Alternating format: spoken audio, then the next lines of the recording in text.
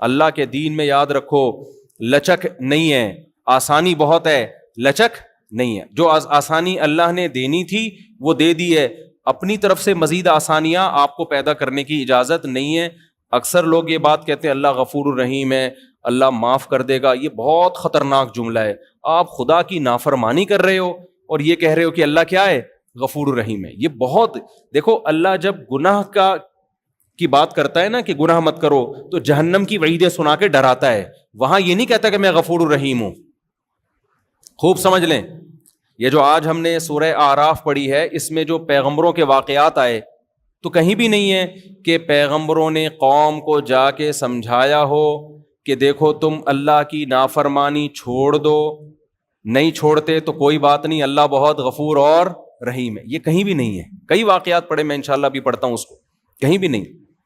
ہر پیغمبر نے کہا انی اخاف علیکم عذاب یوم عظیم. تم نے گناہ نہیں چھوڑا، ہمیں ڈر ہے کہ بہت بڑا عذاب نہ تمہارے اوپر آ جائے. لوط علیہ السلام کی قوم کا واقعہ بھی آیا آج کہ تم ایسے جرم کرتے ہو، تم لڑکوں سے بدفعلی کرتے ہو، ہمیں ڈر ہے، مجھے ڈر ہے کہ اللہ تم پر آسمان سے کوئی عذاب نازل نہ کر دے. تو قوم نے کیا جواب میں کہا ہے؟ قوم نے جواب میں کیا کہا کہ بھئی لے آؤ اللہ کا عذاب. وہ کہہ رہے ہیں توبہ استغفار کرو، چھوڑو اس جرم کو، عذاب آئے گا. قوم جواب میں کیا کہہ رہی ہے کہ بھئی آپ بہت پاک دامن ہو، آپ علاقہ چھوڑ کے چلے جاؤ. تو جواب میں لوط علیہ السلام نے یہ نہیں کہا کہ نہیں عذاب نہیں آئے گا، اللہ کیا ہے؟ بہت غفور اور رحیم ہے. ہمارے ساتھ مسئلہ یہ ہے کہ جو چیز جہاں کی ہوتی ہے ہم وہاں نہیں فٹ کر رہے ہوتے اس کو. دیکھو یہ رمضان ہے نا، اس میں پکا عزم کرو. قرآن الحمد سے لے کے والناس تک ایک ہی بات کرتا ہے، اپنا عقیدہ درست کر لو اور اپنا عمل درست کر لو اور اللہ کی طرف آ جاؤ. یہ عبادتیں ہمیں کیوں دی گئی ہیں؟ روزہ ہمیں کیوں دیا گیا؟ تراویح کیوں دی گئی ہے؟ تاکہ ہمارے دل میں اللہ کی محبت پیدا ہو جائے اور ہم اللہ کی نافرمانی کو چھوڑ دیں. جتنی ڈسکشن پیغمبروں کی قوموں کے ساتھ ہوئی ہے وہ ساری آج کے حالات پہ منطبق ہوتی ہے. وہ سمجھا رہے ہیں گناہ چھوڑو، گناہ چھوڑو، گناہ چھوڑو ورنہ عذاب آئے گا، عذاب آئے گا، عذاب آئے گا. اور آج آپ دیکھو جب کسی سے بات کرو گناہ چھوڑو عذاب آئے گا، وہ کہے گا بھائی اللہ غفور رحیم ہے، اللہ معاف کرنے والا ہے، تو کون ہوتا ہے؟ فوراً جواب میں کیا کہے گا؟ تو کون ہوتا ہے بھائی بات کرنے والا؟ اللہ ہے، میں جانوں، اللہ جانے، تو کون ہوتا ہے؟ بہت خطرناک جملہ ہے، بہت ڈینجرس جملہ ہے. ڈرنا چاہیے ایسے موقع پہ. تو اللہ نے جو کہا نا کہ میں غفور الرحیم ہوں، کن لوگوں کے لیے کہا؟ وَمَن يَعْمَلْ سُوءًا أَوْ يَظْلِمْ نَفْسَهُ. قرآن کہتا ہے جو بھی گناہ کر بیٹھے گا یا اور کسی طرح سے اپنی جان پہ ظلم کر بیٹھے گا، ثُمَّ يَسْتَغْفِرِ اللَّهَ. اب اس کو خیال آ گیا کہ میں نے غلط کیا ہے. اب اس کو خیال ہو گیا، کیا ہوا؟ بولے نا میں نے غلط کیا، مجھ سے مسٹیک ہو گئی ہے بھائی، یہ تو اس کی سزا کیا ہے؟ جہنم کی آگ. یہ خیال نہیں ہے کہ کوئی بات نہیں اللہ تو غفور رحیم ہے، چلو یار چلتا ہے، ابھی تھوڑا ڈیلے کر دیتے ہیں، ابھی تو جوان ہے، جب بڑھاپے میں تو ویسے ہی سب کچھ چھوٹ جاتا ہے.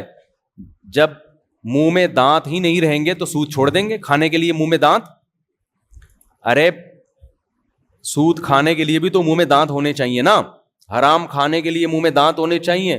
تو جب بوڑھے ہو جائیں گے تو منہ میں دانت رہیں گے ہی نہیں، تو توبہ کر لیں گے ہم. تو یہ نہیں ہے. قرآن کیا کہتا ہے؟ وَمَن يَعْمَلْ سُوءًا أَوْ يَظْلِمْ نَفْسَهُ. جس نے بھی اپنی جان پہ ظلم کیا، ثُمَّ يَسْتَغْفِرِ اللَّهُ. پھر اس کو خیال ہو گیا یار یہ میں غلط ٹریک پہ جا رہا ہوں. زنا کا راستہ صحیح راستہ ہے یا غلط راستہ ہے؟ بتاؤ. شراب کا راستہ صحیح راستہ ہے یا غلط راستہ ہے؟ داڑھی کٹانے کا راستہ صحیح ہے یا داڑھی رکھنے کا راستہ صحیح ہے؟ ذرا بول دیں منہ سے کائنڈلی. رکھنے کا، یہ اللہ کے نبی کا حکم ہے بھائی. ماں باپ کی نافرمانی، ان کے سامنے بد کلامی کا راستہ صحیح ہے یا ماں باپ کے سامنے سر جھکانا، ان کے سامنے اف نہ کرنا، یہ راستہ صحیح ہے؟ ان کی فرما برداری والا راستہ صحیح. عورت کا اپنے شوہر کی نافرمانی والا راستہ کہ میرے وہی رائٹ ہیں جو آپ کے، آپ کون ہوتے ہو مجھ پر اونچی آواز سے بات کرنے والے، میں کیوں مانوں، میری اپنی لائف، آپ کی اپنی لائف، یہ والا راستہ صحیح ہے؟ یا عورت کہے کہ آپ میرے شوہر ہیں، میرے سر کے تاج ہیں، میں آپ کے ماتحت ہوں، میں آپ کی فرما برداری میں عزت اور فخر محسوس کرتی ہوں، یہ والا صحیح ہے؟ بتاؤ نا. خواتین جو بیان سن رہی ہیں کائنڈلی وہ بھی بولیں منہ سے. یورپ جو ہمیں راستہ سکھا رہا ہے, جو لبرل لوگ ہمیں راستہ سکھا رہے ہیں, وہ مرد اور عورت کی مساوات کا, بغاوت کا راستہ.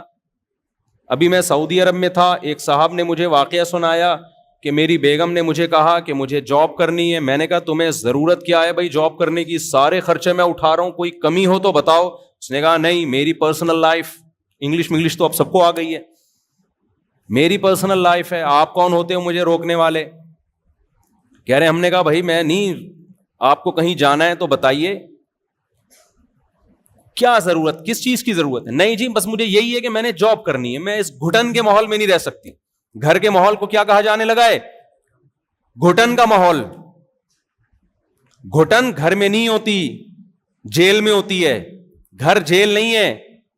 دیکھو قرآن میں اللہ نے عورت جو پاک دامن عورتیں ہیں ان کے لیے محصنات کا لفظ استعمال کیا, مقیدات کا لفظ استعمال نہیں کیا. بہت اہم پوائنٹ کی بات ہے نوٹ کرنے کی. یہ آج پہلا بیان ہے نا, اس کو تمہیز سمجھیں آپ آگے کے بیانات کی. پہلے ہی سمجھ میں نہیں آئے گا تو آگے کچھ نہیں سمجھ میں نہیں آئے گا. پہلا سمجھ میں آئے گا تو آپ کو پتا ہے کہ میں نے کس ٹریک پہ چلنا ہے, آگے قرآن سے میں نے کیا سیکھنا ہے. اللہ میاں نے عورت کے لیے قرآن میں جو پاک دامن عورتیں ہیں محصنات, محصنات, شادی شدہ عورتوں کے لیے بھی محصنات, یہ لفظ نکلا ہے حصن سے. حصن کہتے ہیں قلعے کو. حصن کسے کہتے ہیں, قلعے کو. قلعہ کسے کہتے ہیں, اب یہی نہیں پتا ہوگا. قلعہ کہتے ہیں جہاں فوجیوں کی چھاونی ہو دشمن کے اٹیک سے بچنے کے لیے, اسے کہا جاتا ہے نا. اس میں آرمی باؤنڈ ہوتی ہے, فوج بند ہوتی ہے اس کے اندر, تاکہ باہر سے کوئی دشمن حملہ کرے تو ہم اس حملے کو روک سکیں.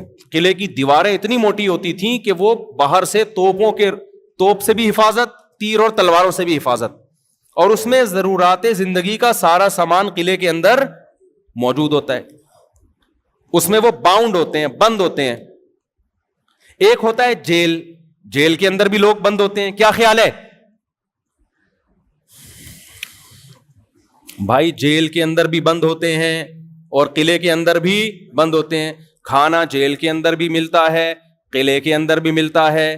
تیر جیل کے اندر بھی نہیں جاتے اور قلعوں کے اندر بھی نہیں جاتے. لیکن آپ کو اگر آپشن دیا جائے جیل میں رہنا پسند کریں گے یا قلعے میں, تو کہاں جاؤ گے آپ؟ قلعے میں. کیوں؟ آپ کو پتا ہے جیل وہ چیز ہے جس میں بطور سزا کے بند کیا جاتا ہے. جو تیر پھینک رہا تھا نا اس کو پکڑ کے لا کے اندر کر دیا جاتا ہے اپنی حفاظت کے لیے. اور جو قلعے میں ہوتا ہے وہ سیو ہوتا ہے. تو حصن, ہا صاد اور نون, حلوے والی ہا صاد, وہ یہ والا صاد, اور کیا ہے آخر میں نون. تو محسن, محسن اسے کہا جاتا ہے جو قلعے میں سیو ہو, محفوظ ہو. قلعے میں لوگ محفوظ ہوتے ہیں, قید نہیں ہوتے, کیونکہ قلعہ تو ہم خود بناتے ہیں. تو کوئی انسان پاگل ہے اپنے آپ کو قید کرنے کے لیے قلعہ بنائے گا؟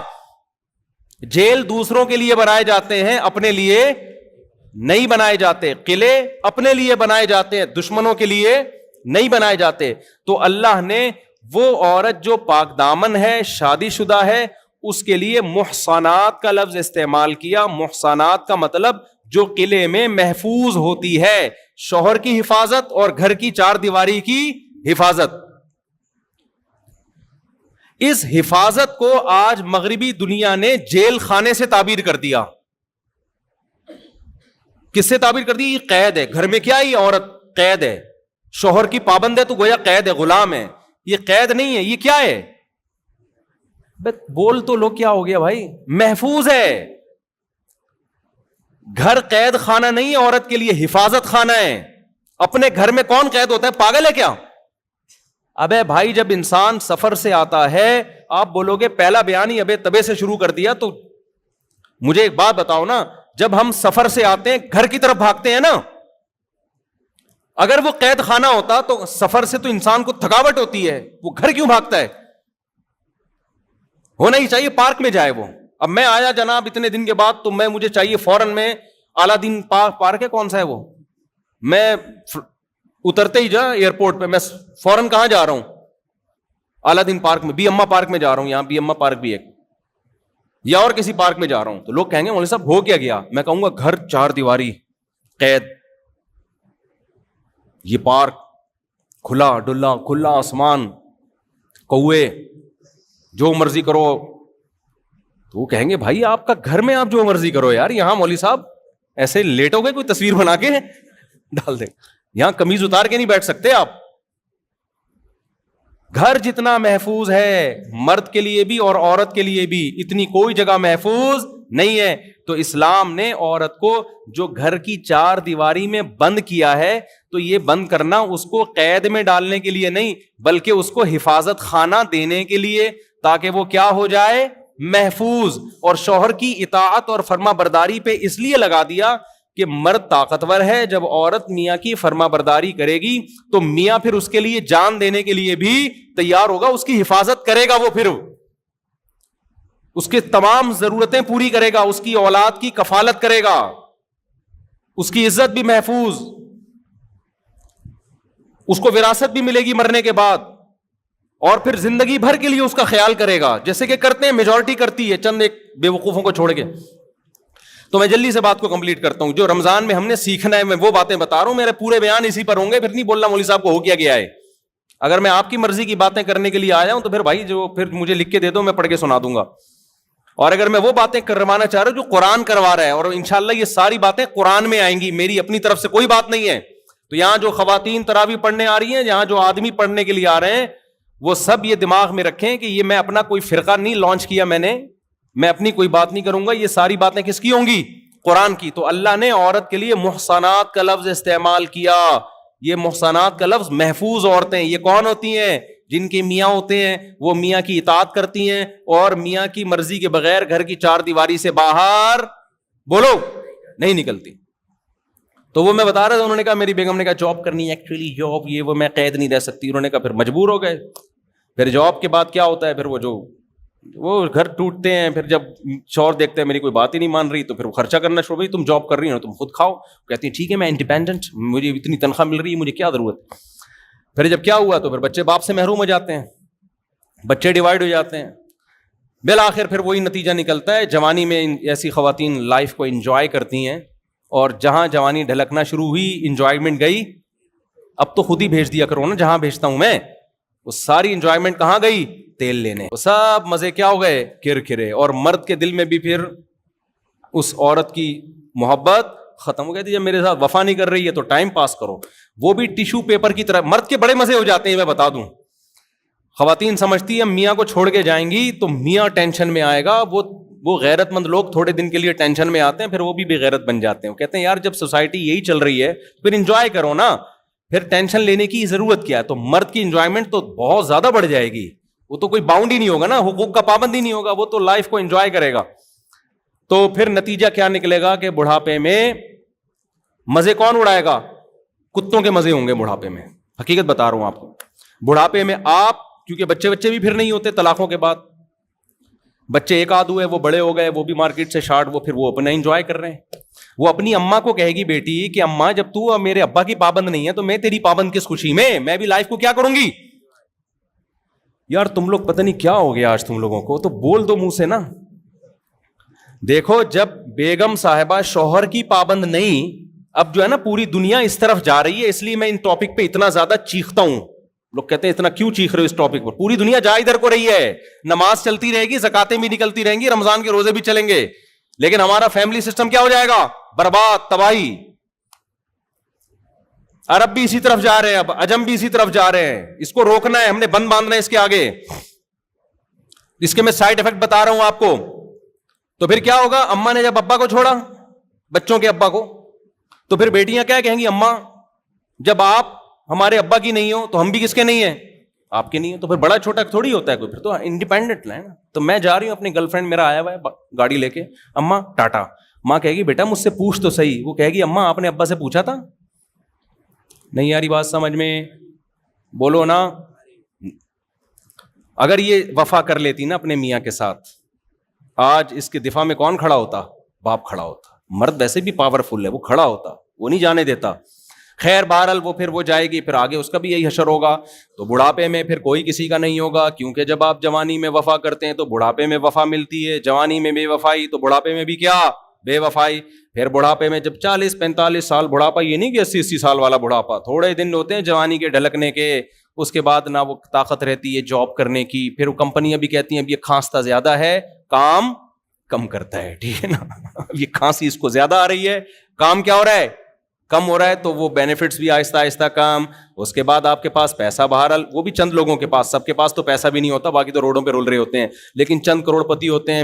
پھر وہ کہتے ہیں اتنا پیسہ آ گیا, بچے تو ہیں ہی نہیں, داماد بھی نہیں ہے, پوتے بھی نہیں ہیں, نواسے بھی نہیں ہیں, یہ تراویاں چل رہی ہیں ہماری, کچھ بھی نہیں ہے, اب ہم کریں گے کیا کریں گے. تو پھر مزے کس کے ہوتے ہیں آخر عمر میں, کتوں کے. پھر وہ خاندانی سا کتا خریدتے ہیں, وہ کہتے ہیں بچوں نے تو وفا نہیں کی, بیوی میں نے بھی وفا نہیں کی, عورت کہتی ہے شوہر نے وفا نہیں کی. وفادار ایک ہی مخلوق ہے جس کو وفا سکھانی نہیں پڑتی, اور اٹ از کالڈ کتا. وہ قدرت نے اس میں وفا کے سافٹ ویئر انسٹال کر دیے, کیونکہ انہوں نے تو وفا کی نہیں. کتے کو دیکھتے ہیں کہ یار بچے کو کھانا کھلایا تھا ہم نے بچپن میں, اسکول کی فیسیں بھری تھی, اس کی گرل فرینڈ ملی ٹاٹا کر کے چلا گیا. بیٹی کو ہم نے کھلا پلا کے جوان کیا, خوب پڑھایا لکھایا, محبتیں دی, بچپن میں پارکوں میں لے کے گئے, جھولوں میں گھمایا, پیمپر کا خرچہ, اس تعلیم کا خرچہ, بچی کی شادی کی ٹینشن, برین ہیمریج سے ابا مر گئے یا مرتے مرتے بچ گئے, یہ بڑی ٹینشنیں اٹھائیں. لیکن جناب آج تو بھائی یہ ٹاٹا کر کے نکل جاتی ہے, صحیح ہے نا. تو انہوں نے دیکھا ہم نے کتے پہ, ان انسانوں پہ اتنا خرچ کیا, رپلائی اس کا جو رسپانس تھا کچھ بھی نہیں تھا, اس کا آؤٹ پٹ کچھ بھی نہیں تھا. کتے کو ایک نوالا تو وہ لیٹ جائے گا آ کے, وہ کلبازیاں کھانا شروع کر دے گا, ایسا چاٹنا شروع کرے گا, آپ کہو گے یار کتا کیا ہے, بہترین مخلوق ہے. پتہ نہیں یہ مولوی لوگ کتوں کے اتنا خلاف کیوں ہیں. لہذا مزے کس کے ہوں گے آخر عمر میں, کتوں کے مزے ہوں گے. ان کو کھلایا جائے گا. ایک بڈھے نے بھی کتا پالا ہوا ہوگا, ایک بڑھیا نے بھی کیا پالا ہوا ہوگا, کتا. پھر وہ کتا بیٹھ کے باتیں بھی کرے گا ان سے, دم بھی ہلائے گا, پھر وہ اس کو لے کے گلیوں میں گھومیں گے بھی. آپ کو پتا ہے کتے کو لے کے گھومنا آسان نہیں ہے. میں نے بہت لوگ دیکھے جو کتوں کو لے کے گھوم رہے ہوتے ہیں, وہ کہہ تو رہے ہوتے ہیں کتے کو ہم لے کے گھوم رہے ہیں, لیکن اصل میں کتا ان کو لے کے گھوم رہا ہوتا ہے. کیونکہ جب آپ گائے بکری ہے نا, یہ پل جاتے ہیں, یہ آرام جہاں جہاں بولو گے جائیں گے. کتے میں یہ ہوتا ہے کہ جب آپ اس کی رسی پکڑتے ہو نا, وہ کبھی ادھر جا رہا ہے کبھی ادھر, ایسے کھینچ رہے ہوتے ہیں, ٹینشن. بہت سے لوگ میں نے دیکھے ہیں یورپ میں بھی اور ایسے ماڈرن لوگوں میں نا, کہ کتوں کو واکنگ پہ لے کے نکلتے ہیں. میں کہتا ہوں یار یہ تو کتا تمہیں لے کے نکلا ہوا ہے, وہ کتا قابو میں نہیں آتا ہے. آپ تمیز سے واکنگ نہیں کر سکتے ہو, حقیقت بتا رہا ہوں, جا کے دیکھ لو. کبھی ادھر جا رہا ہے کبھی ادھر جا رہا ہے, کبھی ادھر پکڑ کے کھینچ رہے ہیں, کبھی ادھر سے پکڑ کے کھینچ رہے ہیں. تو ٹینشن تو ساری تمہاری, یہ کیسی واکنگ ہو رہی ہے یار. تو یہ نیچر سے بغاوت کے نتائج دیکھ رہے ہو, نہیں دیکھ رہے نا, کر لو جو کرنا ہے کر لو, آپ اپنی منمانی زندگی گزارو. خدا کی قسم اسلام پہ آ جاؤ. مجھے اتنا, یہ جب قرآن رمضان میں تو قرآن زیادہ سننے کا پڑھنے کا موقع ملتا ہے, اتنا خوشی ہوتی ہے خدا کی قسم اتنی, یا اللہ تو نے ہمیں کیسی کتاب دے دی, کتنی پیاری کتاب دے دی. ایسے 2 اور 2 4 کی طرح اس نے ہمارے لیے زندگی متعین کر دی. ایسے چلنا ہے, ایسے نہیں چلنا جیسے لوگ کہہ رہے ہیں. کتنا فائدہ, ذہنی سکون بھی. دیکھو گناہ ایک ایسی چیز ہے, برائی ایک ایسی چیز ہے. میں پہلے وہ ٹاپک کمپلیٹ کر لوں. تو صحیح راستہ اور غلط راستہ, تو عورت کے لیے کیا ہے, شوہر کی نافرمانی والا راستہ ہے یا فرما برداری والا, فرما برداری والا. اسی طرح مرد کے لیے بھی ہے بھائی. ایک ہے بیوی بچوں کے ساتھ بدتمیزی سے بات کرنا اور ان پہ ہاتھ کھلا نہ رکھنا, کنجوس مکھی چوس بن کے رہنا. باہر نہاریاں برگر پھوڑ رہا ہے, پیزے کھا رہا ہے, گھر والوں کو کھچڑی کھلا رہا ہے. حدیث میں آتا ہے جو خود کھاؤ ان کو بھی کھلاؤ, جو خود پہنو ان کو بھی, جس اسٹینڈرڈ کا خود پہنو ان کو بھی پہناؤ. سمجھتے ہو؟ اور جب گھر میں داخل ہو, آپ کے جتنے اخلاق ہیں باہر, آپ جتنا اچھا دوستوں سے ہنس ہنس کے تمیز سے بات کرتے ہو, تو سب سے پہلے وہ ہنسی مذاق اور وہ کس سے ہونا چاہیے, آپ کے بیوی بچوں سے ہونا چاہیے. بہت سے لوگ جب گھر میں آتے ہیں تو گھر والے ڈر جاتے ہیں, آئے کیوں, باہر رہتے تو زیادہ, بولو نا, آتے ہی ٹینشن پارسل کرنا شروع کر دیتے ہیں. جو باس کی ٹینشن ہے وہ گھر میں لا کے گھر والوں کو پارسل کرتے ہیں. تو یہ عمل اچھا ہے, یا وہ سیدھا راستہ یہ ہے کہ جب گھر میں آؤ مسکراتے چہرے کے ساتھ آؤ, بیوی بچوں کو ٹائم دو, ان کی کڑوی کسیلی کبھی کبھار اگنور کر دیا کرو, ٹھیک ہے نا, اچھے رخ پہ لے کے جاؤ ان کو ٹائم دو, کبھی تفریح میں لے جایا کرو ان کو. تو یہ والا راستہ اچھا ہے, تو یہ سیدھا راستہ ہے. اور وہ والا راستہ جو پہلا والا راستہ تھا جب گھر میں آئے تو ایسے جیسے چنگیز خان نے بغداد پہ حملہ کر دیا ہے. کچھ لوگ کہتے ہیں کہ ہمارے ابا جب گھر میں آتے ہیں نا سب تھر تھر کانپنا شروع کر دیتے ہیں. ابا پتہ نہیں اب کیا بولیں. ایک صاحب مجھ سے ملے, انہوں نے مجھے بولا کہ میرا قصہ نہیں سنانا بیان میں, لوگ ڈر رہے ہوتے ہیں. میں نے کہا بھائی اگر میں سناؤں گا بھی تو کیا پتا چلے گا تمہارا قصہ ہے یار, اتنا بھی نہیں ڈرو نا. آٹو پہ آ گئے ہیں اب لوگ نا, جیسے میں سیلفیوں میں آٹو پہ آ گیا ہوں. کئی دفعہ لوگ سیلفیاں لے رہے ہوتے ہیں نا, میں دے رہا ہوتا ہوں. بعض دفعہ ویسے ہی آ رہا ہوتا ہے, میں پھر بھی سیلفی اس کو دے رہا ہوتا ہوں, کیونکہ میں اس پہ ایک سیٹ ہو گیا ہوں اب نا. جو بھی آ رہا ہے منہ آگے کر کے نا, مجھے پتا ہوتا ہے سیلفی لے گا, تو بعض دفعہ نہیں بھی لے رہا ہوتا ہے نا, میں اس کو سیلفی دے رہا ہوتا ہوں کہ بھائی تو سیلفی لے لے. تو وہ آٹومیٹک پہ ہو گیا ہوں میں. تو اب کیا ہے کہ انہوں نے کہا میرے ابا میری کوئی بات نہیں مانتے. ایسے ابا بھی ہیں مارکیٹ میں. کہہ رہے میرے دل کی کوئی چاہت ہوتی ہے نا, میں ابا سے بول نہیں سکتا, مجھے پتا ہے میں پٹوں گا. ابا بولیں گے تو نے بولا کیوں؟ تو یہاں کون غلط ہے بھائی بولو یار. آپ نے تو گھر کا نظام وہ بنا دیا ہے بالکل ایک میدان جنگ جیسے. آفیسر حکم دیتا ہے کہ فوجیوں کو کہ اب یہ کرنا ہے اب یہ کرنا ہے. فوجی کو یہ اجازت تھوڑی ہے سر کائنڈلی میرا دل چاہ رہا ہے کہ یہ والا بم میں وہاں کے بجائے وہاں جا کے پھاڑ دوں. ٹھیک ہے, اس کو اجازت ہوتی ہے فوجیوں, ماتحت فوجیوں کو اجازت ہوتی ہے. بھائی میدان جنگ میں فوجی انتظار کرتا ہے اپنے آفیسر کے آرڈر کا, جو آرڈر ہوگا اس پہ عمل کرنا ہے. یہی ہوتا ہے نا, گھریلو ماحول تھوڑی ہوتا ہے میدان جنگ میں, اور ہونا بھی نہیں چاہیے. وہاں یہ نہیں ہوتا کہ سر آپ, میرا مشورہ یہ ہے کہ یہ جو شب برات کے لیے ہم نے پٹاخے رکھے ہوئے تھے وہ والے پٹاخے ہم کیا کریں گے, پہلے وہ والے پٹاخے چلاتے ہیں پھر سچی مچی کے چلائیں گے, پہلے ڈرانے کے لیے نا دشمن کو. وہاں مشورے نہیں چل رہے ہوتے, مشورے تو پیچھے ہوتے ہیں, اور وہ بھی آفیسرز میں ہوتے ہیں. وہ ماتحت لوگوں سے بہت کم مشورے لیے جاتے ہیں. تو اب بعض ابا ایسے ہیں انہوں نے گھر میں ماشاء اللہ لگایا ہوا ہے. ہم ٹھیک ہے, ہم بھی وہ اس جمہوریت کے قائل نہیں ہے جو آج کل مارکیٹ میں چل رہی ہے, لیکن ایسا بھی نہیں ہونا چاہیے نا. ایسا ماشاء اللہ لگا دیا کہ آپ اپنے بچوں کی ان کی اپنی چاہتیں کیا ہے ان کو آپ نے بالکل اگنور کر دیا. خاص طور پہ شادی بیاہ کے معاملے میں وہ تو بیڑا غرق ہو جاتا ہے بیچاروں کا, بغاوت پھیلتی ہے. تو بہرحال بہت سارے مسائل ہیں جن میں آج ایک سب سے بڑا مسئلہ بد نظری کا بنا ہوا ہے.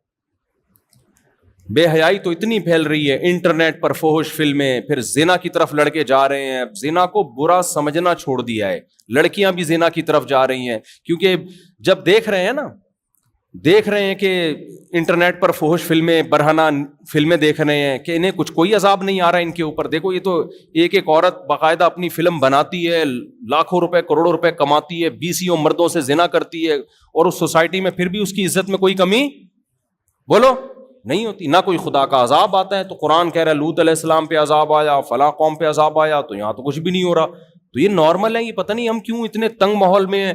پھر جس سے تھوڑا سا عشق ہوا, پہلے زمانے میں دوستیاں ہوتی تھی, گرل فرینڈ بوائے فرینڈ بہت کم ہوتے تھے, منگیتر ہوتی تھی. گرل فرینڈ بوائے فرینڈ کا تو تصور نہیں تھا, آج سے 15-20 سال پرانی بات کر رہا ہوں. منگیتر ہوتی تھی, منگیتر کے ساتھ بھی ناجائز تعلقات نہیں ہوتے تھے. لیکن اب کیا مطلب ہے, اب تو گرل فرینڈ کا مطلب یہ سمجھا جانے لگا ہے کہ گرل فرینڈ ہے تو اس کے ساتھ فزیکل ریلیشن ہوگا. کتنی بڑی برائی ہے زنا, کتنا گندا جرم ہے. رسول اللہ صلی اللہ علیہ وسلم نے ارشاد فرمایا, میں نے معراج کی رات کچھ لوگوں کو دیکھا, برہنہ مرد اور عورتیں ننگے جل رہے ہیں آگ میں. پوچھا جبریل سے یہ کون لوگ ہیں؟ جبریل نے بتایا یہ آپ کی امت کے زنا کرنے والے مرد اور زنا کرنے والی عورتیں. اتنا گندا, اتنا پلید گناہ, اور یہ کسی بھی قوم میں حلال نہیں رہا ہے. یہ تو اب تاکہ دنیا نے اس کو ماڈرن ہو کے حلال کر دیا ہے. نہ ہندو اس کے قائل تھے, نہ سکھ اس کے قائل تھے, نہ عیسائی اس کے قائل تھے, نہ چائنا والے, نہ جاپان والے, کوئی بھی قائل نہیں تھا اس کا. یہ ایسا گندا عمل ہے کہ اس کے لیے مذہب کی ضرورت نہیں ہے. انسانی نیچر اس عمل کو کیا کہتی ہے. دیکھو جب سے انسان دنیا میں آیا نا, اس نے 2 طرح کے لوگ دیکھے, ایک گدھے گھوڑے دیکھے اور ایک مہذب مخلوق دیکھی. مہذب مخلوق کو جانوروں میں ہی دیکھا, پیئرنگ کر کے رہتے ہیں, جوڑے بنا کے رہتے ہیں. اور گدھے گھوڑوں کو دیکھا کہ ان کے آپس کا صرف ایک فزیکل ریلیشن ہوتا ہے, اس کے علاوہ کوئی ریلیشن نہیں ہوتا. شروع سے انسان کس سے نفرت کرتا ہے؟ زنا سے. آپ ماضی میں جائیں نا, زنا پر جو قومیں سزا دیا کرتی تھیں وہ سزا بہت سخت ہوتی تھی. اسلام میں تو ہلکی سزا ہے, 100 کوڑے مارو. اور اگر رجم کی سزا ہے تو اس میں بھی گواہیوں کی شرط اتنی لگا دی کہ 4 گواہ اور پھر وہ ایسے گواہ, بہت مشکل سے وہ سزا نافذ کی جاتی ہے. لیکن آپ اگر دوسری قوموں میں جائیں گے نا, ان میں کسی نے زنا کر لیا ماضی میں, اس کی ایسی عبرت ناک سزا ہوتی تھی کہ آج تصور نہیں کیا جا سکتا، حالانکہ وہ مسلمان بولو نہیں تھے۔ تو یہ اتنا گندا عمل ہے کہ یہ تو قرآن نے حرام نہ بھی کیا ہوتا تو بھی انسانیت کے لیے یہ ایک بدنما داغ ہے، دھبا ہے، انسان کا ضمیر ملامت کرتا ہے، وہ کہتا ہے میں غلط کر رہا ہوں۔ تو ان تمام جرائم سے بھائی رمضان میں کیا کرنا ہے؟ بولو نا، توبہ کرنی ہے۔